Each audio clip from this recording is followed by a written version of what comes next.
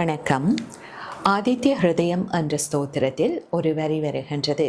வியோமவத் தமோபீதி rig Yajur சாம தாபகः. இங்கு சூரிய பகவான் தமோபீதி என்று அழைக்கப்படுகின்றார். அதாவது எம்முள் இருக்கின்ற அதீதமான தாமசீக குணத்தை நீக்குபவர்.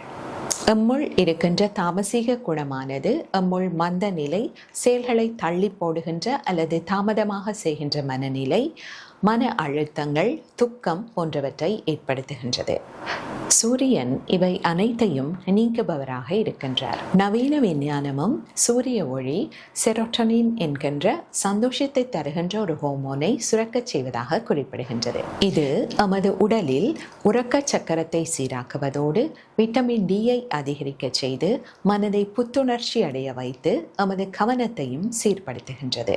ஆகவே எமது மனம் தாமசீக குணத்திலிருந்து விடுபட்டு புத்துணர்ச்சி பெற எமது முன்னோர்கள் எமக்கு அளித்த தினமும் 10 நிமிடங்களாவது சூரிய ஒளியில் அமர்ந்திருக்கின்ற சிறு பயிற்சியினை எமது தினசரி செயற்பாட்டில் ஒரு அங்கமாக்குவோம்.